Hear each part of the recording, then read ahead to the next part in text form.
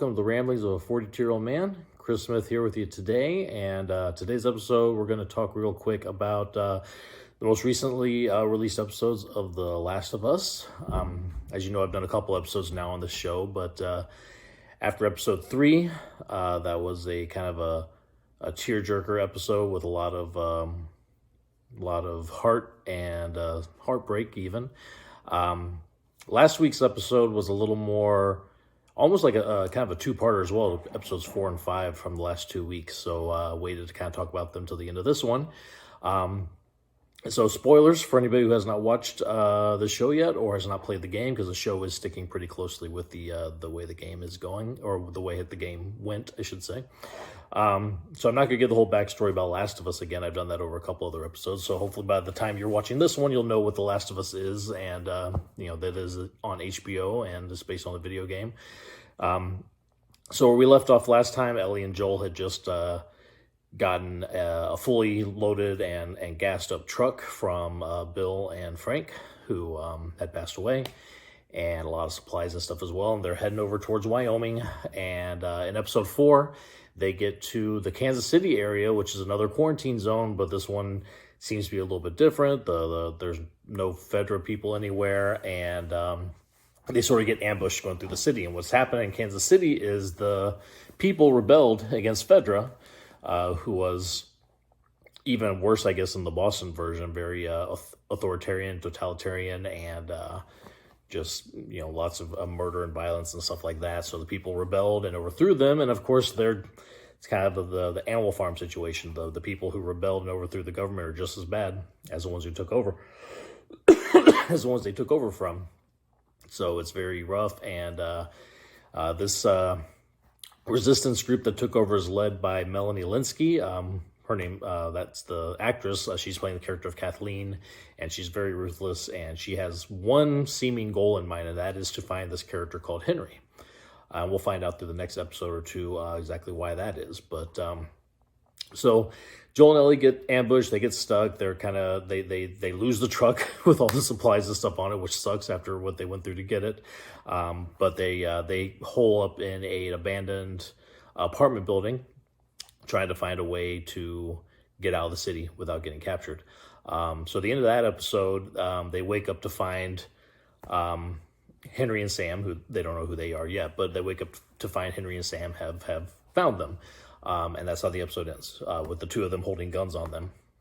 Then episode 5 begins, and you find out a little bit more about Henry and Sam. Brothers, one obviously an older brother. The younger brother I think he's 8 years old.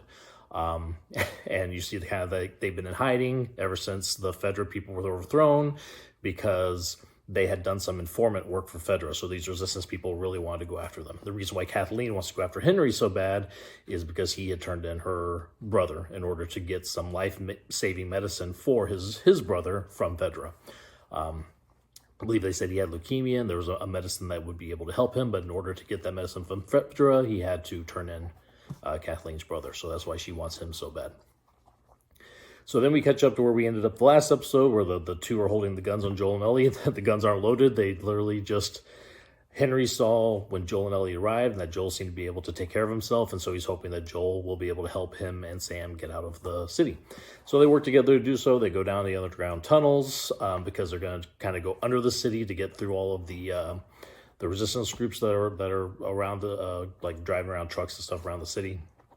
And they get down there. There's a kind of a school. It looks like an abandoned school underground, and it seemed like when everything went bad with the pandemic, some people went underground and set up a school down there, but it's long abandoned. The game goes into this a lot more than the show does. You get a lot of journal entries about the day-to-day life down there and what happened, and there's a lot, ends up being some infected down there you have to fight and stuff as well. But in this case, they get through the tunnels pretty cleanly. They get out the other side, and while they're trying to escape, they come across, there's a sniper at the edge of town who notices them, and he calls in all of the resistance people, and they start coming over.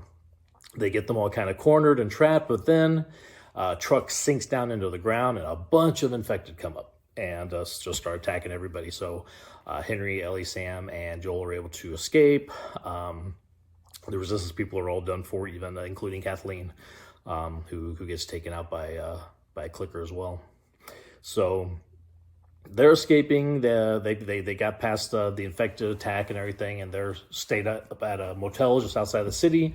Their plan is to all four of them start kind of on their way towards Wyoming. Henry and Sam joining Joel and Ellie, but Sam and Ellie are talking, and you find out that that Sam has gotten bit, and she hopes that because her blood, she's able to kind of be immune to the infection. She hopes that her blood has something to do with it. So she actually cuts her hand, puts blood on his wound, and is hopeful that her blood will be able to heal it. But unfortunately, Sam wakes up, or they wake up the next morning, and Sam he's turned. He's infected, and he attacks Ellie, and Henry has to shoot him to save Ellie, and he's in shock about what he did. So of course, he ends up taking himself out as well. So another downer ending to this episode. I mean, it follows very, very closely with the game. The game has all the same stuff too, so you're kind of expecting it. So most of the time I watch the episode just like, oh God, the ending's coming. I don't know if I want to see that or not, but great show still. It's just, it is very draining sometimes on the emotions. A lot of grimness with this show. But so that's the last couple episodes of The Last of Us.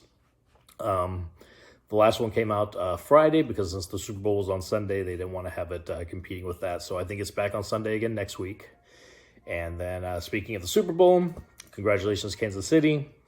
Great game. Did not like the way it ended. Not that I think Kansas City shouldn't have won or anything, but I hate seeing games decided by penalties, even if they're blatant ones. And the penalty that ended this game was very much a 50-50 kind of penalty. Sometimes those are called, sometimes they aren't.